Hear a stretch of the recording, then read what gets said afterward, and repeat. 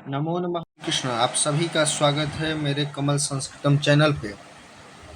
आज हम लोग विगत दिनों में 2025 में जो संस्कृत की परीक्षा हुई है 10वीं कक्षा की, उसका जो प्रथम पाली में हुआ था 105 कोड था, उसके सभी प्रश्नों को आज हम लोग सॉल्व करेंगे। चलिए शुरू करते हैं। पहले हैं वैकल्पिक 100 प्रश्न, जिसमें से आपको 50 करने होते हैं। तो पहला प्रश्न है, राधेय में कौन सा प्रत्यय होगा? राधेय में अण प्रत्यय होगा, जिससे आदि वृद्धि होकर के राधेय ऐसा बनता है। राधा शब्द से राधेय। वद किस लकार का रूप है? वद लोट लकार का रूप है। ऑप्शन सी सही होगा। भारतीय संस्कृति में कितने संस्कार होते हैं? तो आप लोग पढ़े ही होंगे, 16 संस्कार। ऑप्शन सी सही होगा। जन्म से पूर्व कितने संस्कार होते हैं? जन्म से पूर्व 3 संस्कार होते हैं। पथिक किसके द्वारा पकड़कर खाया गया? तो बाघ के द्वारा पकड़ के खा लिया गया। व्याघ्र पथिक पाठ से है। पाठ में चित्र भले ही शेर का बनाया हो, सिंह का बनाया हो, लेकिन वहाँ बाघ ही दिया हुआ है। व्याघ्र पथिक कथा पाठ में अविश्वासी पात्र किसे कहा गया है? बाघ को। बाघ कैसा था? बूढ़ा, दुराचारी, वंशहीन, इनमें से सभी। ऑप्शन डी सही होगा, वह सभी था। सीता को विशालाक्षी किसने संबोधित किया है? राम ने। ऑप्शन सी सही होगा। स्वामी दयानंद के बचपन का नाम मूल शंकर था। ऑप्शन बी सही होगा। महर्षि वाल्मीकि ने मंदाकिनी पाठ में प्रकृति का वर्णन किस छंद में किया है? तो अनुष्टुप छंद में किया गया है। आदाय अव्यय में कौन सा उपसर्ग है? तो इसमें आंग उपसर्ग होगा। अन्य जो सामने दो आव तो होता ही नहीं है, तो आंग ही होगा। आगे बढ़ते हैं। ऑप्शन 12, बही के योग में द्वितीया विभक्ति होती है। संप्रदान कारक में किस विभक्ति का प्रयोग किया जाता है? संप्रदान में चतुर्थी विभक्ति का प्रयोग किया जाता है। भवत शब्द का सप्तमी विभक्ति बहुवचन का रूप है। सप्तमी बहुवचन का रूप है। ऑप्शन बी भवत्सु। किस समास का प्रथम पद अव्यय होता है? अव्ययी भाव समास का प्रथम पद अव्यय होता है। विग्रह करने में च का प्रयोग किस समास में होता है? तो हिंदी में और का प्रयोग होता है। द्वंद्व, चार्थे, द्वंद्व सूत्र है। माता और पिता, हाथ पैर, हाथ और पैर, ये सब। तो और च का प्रयोग द्वंद्व में ही होता है। विशेषणम विशेषण बहुलम सूत्र का उदाहरण क्या होगा? नीलोत्पलम। इसी से कर्मधारय होता है, तो नीलोत्पलम होना चाहिए। हाँ, आगे है मुनि शब्द पंचमी विभक्ति एक वचन में क्या होगा? तो यहाँ पे मुनेहे, पंचमी और षष्ठी दोनों में मुनेहे ही बनेगा। राजसु में कौन सी विभक्ति है? राजसु में सप्तमी विभक्ति है। सप्तमी बहुवचन होगा। गंगायाम, इस पद का मूल क्या है? लता शब्द की तरह है, यह भी आकारांत स्त्रीलिंग है। गंगा शब्द।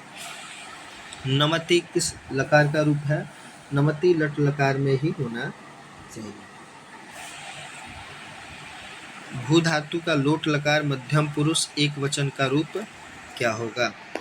तो जैसा कि वद के लिए प्रयोग किया गया था, यहाँ भी भाव के लिए प्रयोग होगा। मध्यम पुरुष एक वचन में भव, भवतम भवत, ऐसा होता है। शांति पद में कौन सा प्रत्यय है? शांति में कौन प्रत्यय होगा? इसके बाद है ऑप्शन 24, गम धातु में तुमुल प्रत्यय के योग से कौन सा अव्यय बनेगा? तो स्पष्ट है, ऑप्शन सी सही होगा, गंतुम बनेगा। पठनम पद में कौन सा प्रत्यय है? पठनम में ल्युट प्रत्यय होगा। लकार और टकार की संज्ञा यू को अन आदेश हो करके क्या बनता है? पठन, पठनम ऐसा बनेगा। आगे राम मंदाकिनी की शोभा किसे दिखा रहे हैं? राम मंदाकिनी की शोभा सीता को दिखला रहे हैं। रघुवंश महाकाव्य के रचनाकार कौन हैं? रघुवंश महाकाव्य के रचनाकार कालिदास जी हैं। विशाल नेत्रों वाली कौन है? तो मंदाकिनी पाठ के अनुसार यहाँ सीता जी को विशालाक्षी अथवा विशाल नेत्रों वाली कहा गया है। हंस सारस द्वारा सेवित नदी कौन सी है? तो वह मंदाकिनी नदी है। मंदाकिनी पाठ से है ये। कौन नृत्य कर रहा है? नृत्य वहाँ पर्वतों को दिखाया गया है कि वह पर्वत नृत्य जैसे प्रतीत होते हैं। आगे है कि बृहत संहिता के रचनाकार कौन है? तो यहाँ होंगे बाराह मिहिर जी, ज्योतिष के बहुत बड़े विद्वान थे। वेद रूपी शास्त्र कैसा होता है? वेद हमेशा नित्य है। जो मानव के द्वारा किया जाता है उसको अनित्य और कृतक बोले जाते हैं। गौतम ने किस दर्शन की रचना की थी? गौतम जी ने न्याय दर्शन की रचना की थी। प्राचीन संस्कृति की पहचान किससे होती है? प्राचीन संस्कृति की पहचान हमारे संस्कारों से होती है। साहित्य ग्रंथों में केशांत संस्कार का नामांतरण समावर्तन कहा गया है। स्वामी दयानंद का परिवार शिव जी का उपासक था, जो शिवरात्रि में वहां जाकर के रात्रि जागरण इत्यादि करते हैं। स्वामी दयानंद का निधन 1883 में हुआ था। ऑप्शन सी सही है। फिर आगे बढ़ते हैं। कौन प्रकाश प्रसाद को खा रहा था? तो वहाँ चूहा का वर्णन किया गया है। चूहा प्रसाद को खा रहा था। समाज और शिक्षा के उद्धारक कौन थे? समाज और शिक्षा के उद्धारक स्वामी दयानंद जी को माना जाता है। वैरेण वैरस्य समनम असंभवम, ऐसा महात्मा बुद्ध ने कहा था। ऑप्शन ए सही होगा। कौन सी भूमि पवित्र और ममतामयी है? तो यहाँ भारत भूमि का वर्णन किया गया है। अयम निर्मला वत्सला मातृभूमि, यह जो पाठ है यह भारत महिमा पाठ से लिया गया है। देवगण क्या गाते हैं? देवगण गीत गाते हैं। गायन्ति देवा किल गीतकानि, ऐसा प्रयोग किया गया है। विदुर नीति के रचनाकार कौन है? विदुर नीति के रचनाकार विदुर जी हैं। वस्तुतः वहाँ वेदव्यास होना चाहिए, तथापि उनका नाम नहीं है, तो विदुर जी को ही कहा जाएगा। काम, क्रोध और लोभ किसके द्वार हैं? यह सब नरक के द्वार हैं। सुखावहा क्या है? अहिंसा का सुखावहा, ऐसा कहा गया है। और शिक्षक दलित बालक को कहाँ लेकर के जाते हैं? वह विद्यालय में लेकर के जाते हैं। राम परीक्षा राम ने किस परीक्षा में विश्वविद्यालय में प्रथम स्थान प्राप्त किया? तो उन्होंने स्नातक में प्रथम स्थान प्राप्त किया था। दलित बालक का नाम क्या था? तो उनका नाम राम प्रवेश राम था। ऑप्शन सी सही होगा। प्रवेश राम दिया है, बहुत लोग कंफ्यूज होंगे वहाँ पे। मैत्रेयी कौन थी? आगे का प्रश्न है, मैत्रेयी कौन थी? याज्ञवल्क्य की पत्नी थी। ऑप्शन सी सही होगा। सत्य से किसका मार्ग प्रशस्त होता है? सत्य से स्वर्गलोक का मार्ग प्रशस्त होता है। हिरण्मयेन पात्रेण सत्यस्यापि हितम्। यहाँ पे मंत्र किस उपनिषद से लिया गया है? यह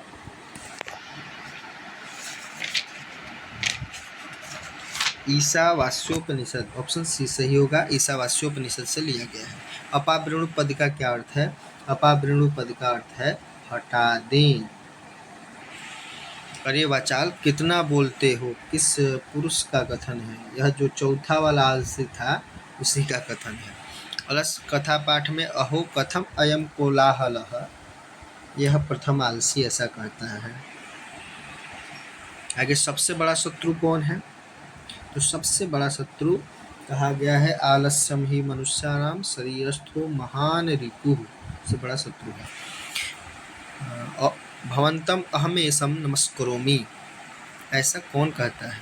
ऐसा कर्ण कहते हैं, देवराज इंद्र जो शक्र के रूप में आए थे उनसे। महत्राम भिक्षाम याचे, किसकी यह उक्ति किसकी है? यह शक्र की है उक्ति है। इंद्र ने कर्ण से छल क्यों किया? वह अर्जुन की सहायता के लिए उनके साथ छल करते हैं। ऑप्शन बी सही होगा। कौमुदी महोत्सव जैसा दृश्य किस अवसर पर दिखाई पड़ता है? ऐसा दुर्गा पूजा के अवसर पर वहाँ कहा गया है। पंडिता क्षमाराव ने किस पुस्तक की रचना की थी? तो उन्होंने अपने पिताजी के जीवन के आधार पर शंकर चरितम ऐसा पुस्तक की रचना की थी। याज्ञवल्क्य ने आत्मतत्व की शिक्षा किसे दिया था? याज्ञवल्क्य ने मैत्रेयी को आत्मतत्व की शिक्षा दी थी। अ प्लस ई के मेल से कौन सा वर्ण बनेगा? तो ई बनता है। ऑप्शन सी सही होगा। पूर्व रूप संधि का उदाहरण कौन सा है? तो ऑप्शन बी होगा। जहाँ भी ऐसा खंडाकार आने लगे शब्द जैसे हरिओ में बना है, तो आपको समझ जाना चाहिए कि वहाँ पूर्व रूप समास है। खगेश का संधि विच्छेद क्या होगा? खग ईसह बनेगा। यहाँ पे दोनों ऑप्शन दिए हैं तो ऑप्शन बी सही होगा। व्याकरण में कौन सा उपसर्ग लगा हुआ है? बी उपसर्ग पूर्वक, बी आंग उपसर्ग पूर्वक क्री धातु से बनता है, तो यहाँ पे बी उपसर्ग होगा। ऑप्शन ए सही होगा। पित्रा किस विभक्ति का रूप है? पित्रा तृतीया एक वचन का रूप है। दातृणाम का मूल शब्द क्या होगा?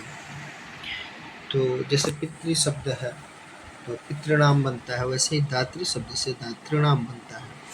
युष्मत शब्द का रूप प्रथमा विभक्ति एक वचन में क्या होगा? तो युष्मत में वही तुम ही बनता है, तुम इवाम ऐसा करके बनता है। लिख धातु का रूप लिट लकार में क्या होगा? लेखी सति बनेगा। स का उदाहरण अन्य किसी में दिख नहीं रहा है। योग सूत्र के रचनाकार कौन है? योग सूत्र के रचनाकार पतंजलि जी हैं।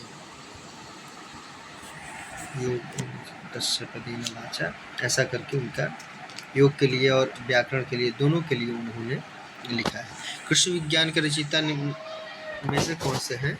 तो ऑप्शन बी सही होगा, पराशर मुनि ने। वसुधा किसका पर्याय है? वसुधा पृथ्वी का पर्याय है। पंक्ति भी है वसुधैव कुटुंबकम, कि पूरी पृथ्वी ही उनका परिवार होता है। आगे है पटन देवी किस नगर में अवस्थित है? पटन देवी पटना नगर में अवस्थित है। यूनान का राजदूत मेगास्थनीज था। रावण पद का संधि विच्छेद होगा रू प्लस अड़ह।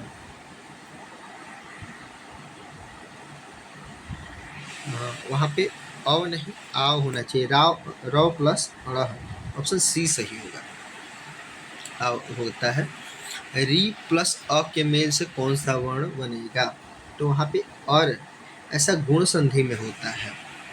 तस् इति पद का संधि क्या होगा? तो इसका संधि तस्सेति बनेगा। ऑप्शन सी सही। किस पद में बी उपसर्ग नहीं लगा है?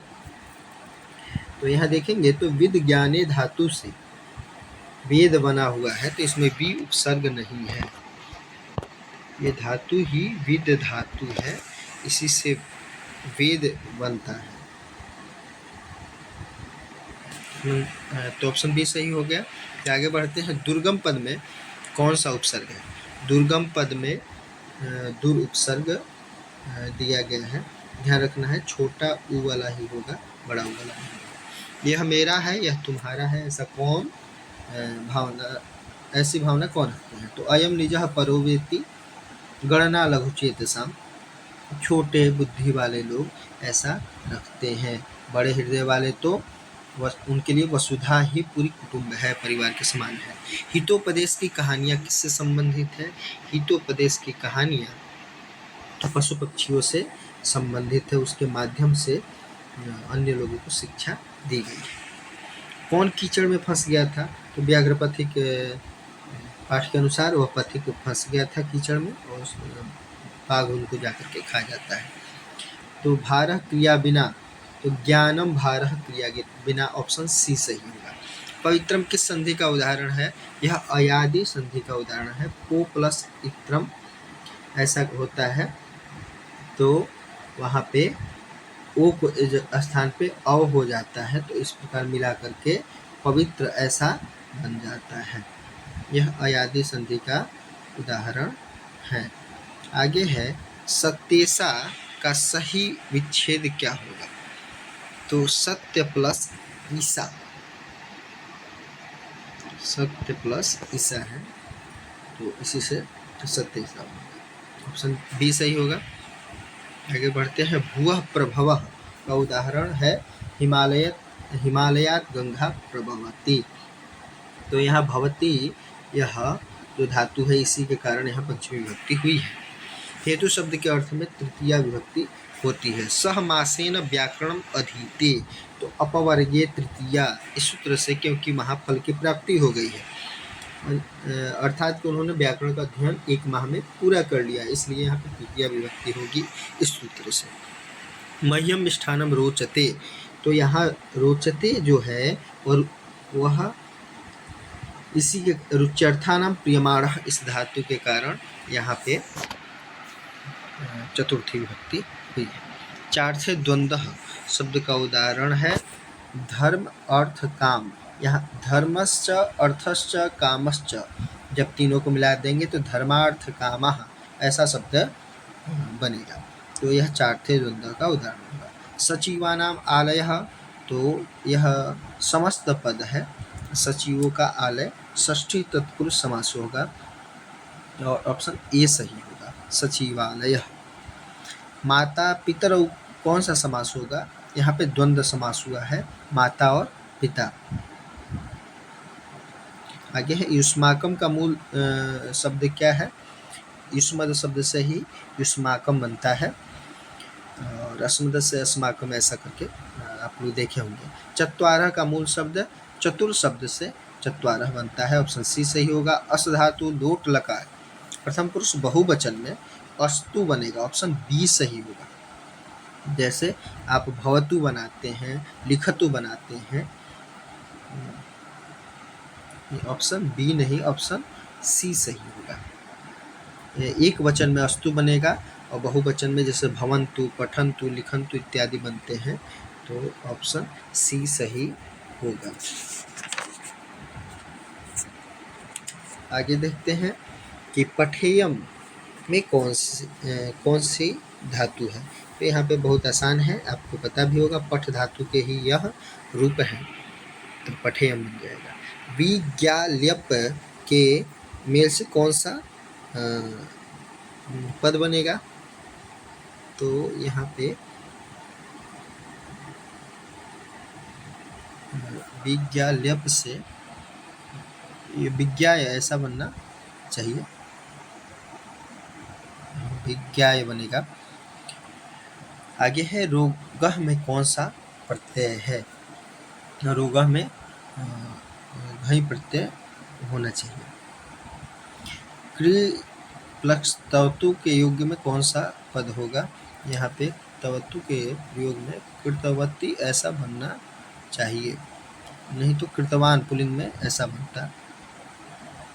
इस तरह से हमारे सारे वैकल्पिक प्रश्न सॉल्व हो चुके हैं। आगे जो आप जानते हैं कि प्रश्न आते हैं, यह 13 अंकों के होते हैं और आपको इसमें से 2 अलग अलग सॉल्व करने पड़ते हैं। जैसे पहला आप देखेंगे तो संस्कृति दिया है, तो इसको करना है, अथवा रामायण वाल्मीकि के आधार पर है, तो किसी एक को ही करना है। कई बार बच्चे दोनों कर लेते हैं, इसलिए दिक्कत होती है। तो इसको देखते हैं। कस्य संस्करणम संस्कृति ही, तो आप देखेंगे चेतसः संस्करणम संस्कृति ही, एक पद में चेतसः सिर्फ लिख देंगे। का मनसः मलम अपहारयति, अपसारयति, तो यहाँ लिखा है अज्ञानावरणम।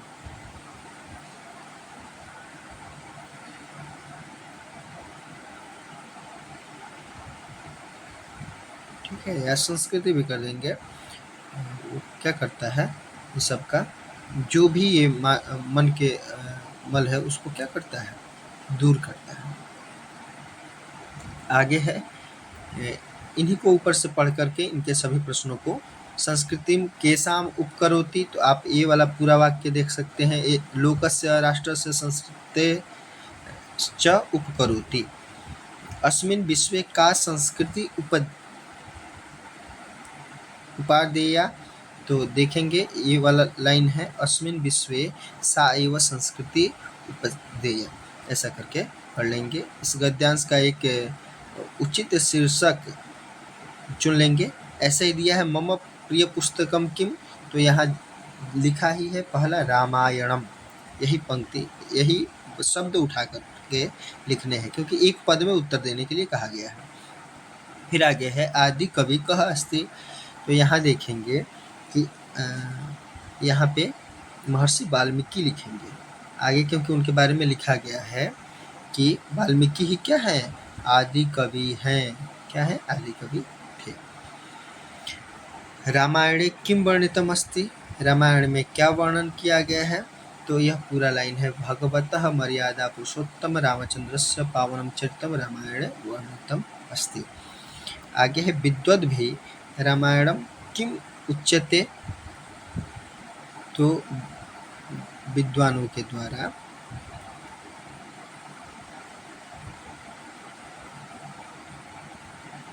विद्वद्भिः रामायणम किम उच्यते, तो इसको आप अंत में देखेंगे कि इसको चतुर्विंशति सहस्री संहिता ऐसा भी कहा जाता है, क्योंकि इसमें 24,000 पूरे श्लोक हैं, ऐसा करके। तो इसका एक उचित शीर्षक आप रामायण भी लिख सकते हैं, आदि काव्य रामायण अथवा आदि कवि महर्षि वाल्मीकि। आगे बढ़ते हैं, विद्या शब्द का अर्थ इसको पूरा पढ़ लेंगे और प्रश्नों को सॉल्व करेंगे। कह सर्वत्र सम्मानम लभते, तो यहाँ पे दिया हुआ है विद्यावान नरः, यही वाक्य बनेगा, विद्यावान नरः, ये दोनों यही क्या है, सभी जगह सम्मान पाते हैं। मानवस्य सर्वश्रेष्ठ आभूषणम, तो यहाँ दिया है विद्या, विद्या क्या है, मानव का सर्वश्रेष्ठ आभूषण है। इसी तरह से आगे विद्या विदेशे किम करोति, विद्या विदेश में क्या करती है, तो विद्या विदेशे बंधुवत सहायम करोति, यह पूर्ण वाक्य में उत्तर होगा। आगे है विद्या प्राप्तये किमर्थम यत्नः करणीयः, किस प्रकार का हमें यत्न करना, किमर्थम यत्नः करणीयः,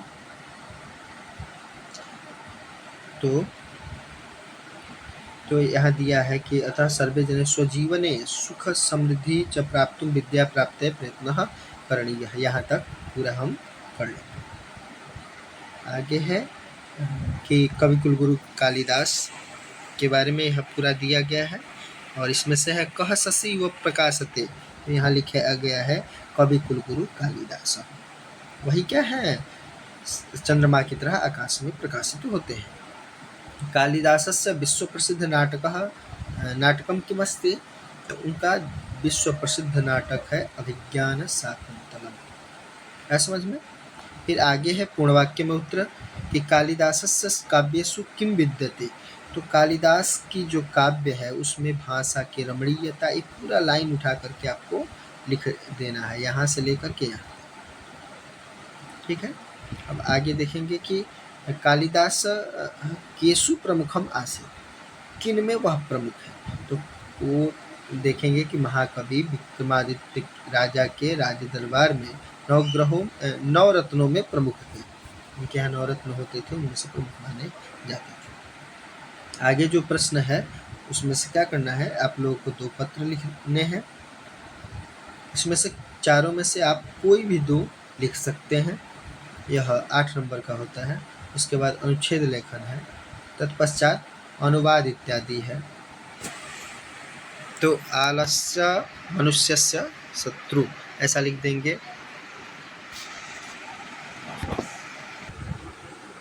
तो आप देख लेंगे आम्रः मधुरम भवति, सह स्वभावेन सज्जनः, मम मित्रः पटनायां वसति, तडागे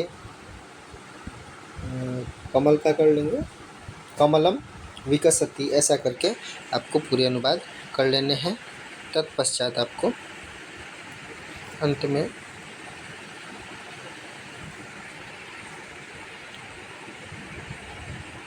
इस तरह से, इसके बाद आपको 8 प्रश्न करने होते हैं कि आत्मा का स्वरूप का वर्णन कीजिए। यह सब किसी विशेष, जब आप पाठ पढ़ेंगे तभी इसका उत्तर दे पाएंगे, और कई सारे प्रश्न तो आपको वैकल्पिक से ही मिल जाते हैं। चलिए, इस प्रकार से यह आपका वीडियो पूर्ण हुआ। आशा है आप लोग को कुछ सहायता हुई होगी।